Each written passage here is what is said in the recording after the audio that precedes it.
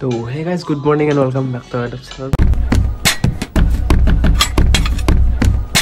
তো কি খবৰ সকলো আশা কৰোঁ সকলো খবৰ খাতি ভাল। তো আমাৰ আজিৰ ব্লগটো ডাইৰেক্ট আৰম্ভ হ'ল ঘৰৰ পৰা আৰু এতিয়া বাজিল পুৱা ৰাতিপুৱা মানে 7টা আৰু এতিয়া মানে যাবলৈ ওলাইছোঁ গুৱাহাটী।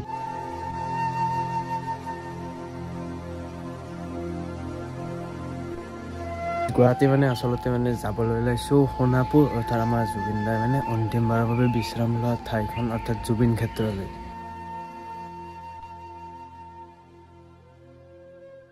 এতিয়া ওলালোঁ ধুনীয়াকৈ ঘৰৰ পৰা মানে বাছ একেলগে নাহে, বাছ মানে আমাৰ গুৱাহাটীৰ নামঘৰত ৰখব। তো এতিয়া তাকেলগে যাওঁ।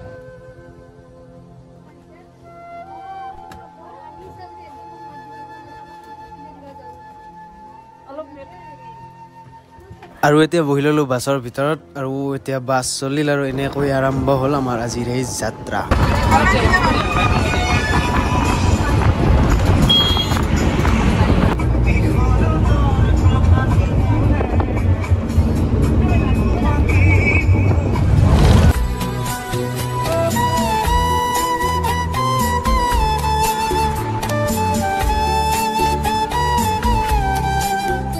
তো এতিয়া নলবাৰী পাৰ হৈ আহিলোঁ, নলবাৰী পাৰ হৈ কিনে ছাইডত এক জেগাত এনেকৈ মানে বাছ ৰাখছে। তো এতিয়া চাহ তাহ খালোঁ, চাহ তাহ খাই উঠি মানে এতিয়া আৰু যাত্ৰা মানে আমাৰ কণ্টিনিউ কৰোঁ।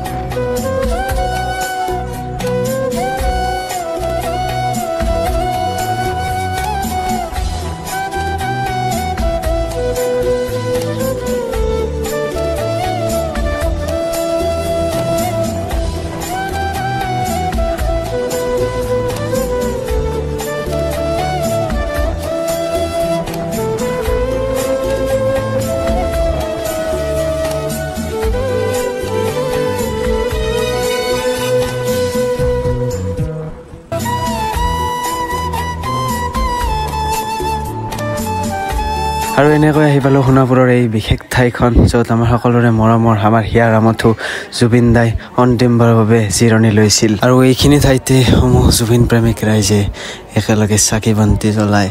ইয়াত কোনো জাতি নাই, কোনো ধৰ্ম নাই, হিন্দু মুছলিম সকলো মানুহে ইয়াত আহি এনেদৰে চাকি জ্বলায়। যিহেতু আমাৰ জুবিন দাই কৈ গৈছে, মোৰ কোনো জাতি নাই, মোৰ কোনো ধৰ্ম নাই। আৰু কি ক'ম মানে সঁচাকৈ ই এক বেলেগ অনুভৱ। আৰু জয় জুবিন দা লিখি অনা গামোচাখন ইয়াত দিয়ে সেৱা জনালোঁ। হে লুইতকণ্ঠ, তোমাক সহস্ৰ প্ৰণাম।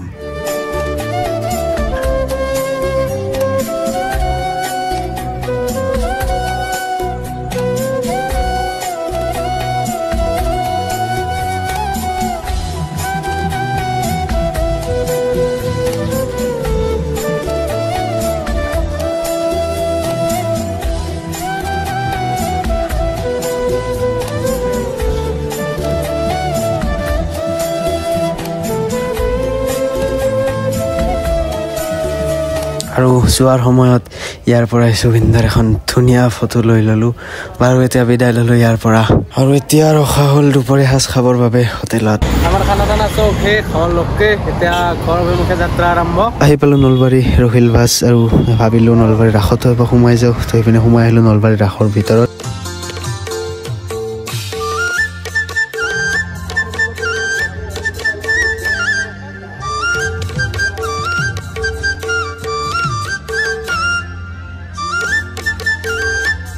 আৰু গাইছ মানুহৰ ভিৰ চাওক।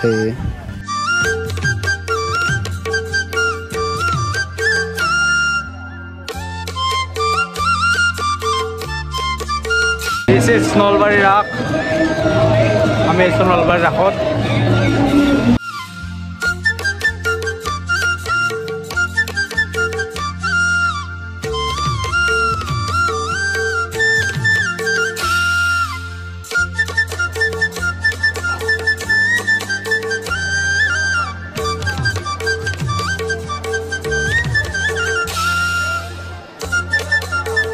তো গাইজ যিকিনো ক'লে আহিলোঁ ৰাখৰ পৰা তাতে মানে এতিয়া কৰ্মমুখী যাত্ৰা পুনৰ আৰম্ভ আৰু মানুহগিলা লগতে আনে সেইকাৰণে মানে ৰখি আছোঁ মানুহগিলা আহিলে ধুনীয়াকৈ যাব তো গাইজ এতিয়া বাজিল ৰাতি 10:30 আৰু ফাইনেলি ঘৰ আহি পালোঁ আৰু আজি ভিডিঅ'টো ইমানতে সামৰণি মাৰিলোঁ যদি চাই ভাল পালা দেন লাইক কমেণ্ট শ্বেয়াৰ সকলোবোৰ কৰি দিব আৰু চেনেলটো ছাবস্ক্ৰাইব কৰিবলৈ একদমেই নাপাহৰিবা আৰু ভিডিঅ'টো এবাৰলৈ শ্বেয়াৰ কৰি দিবা বাই বাই লগ পাইছোঁ এণ্ডৰ লগত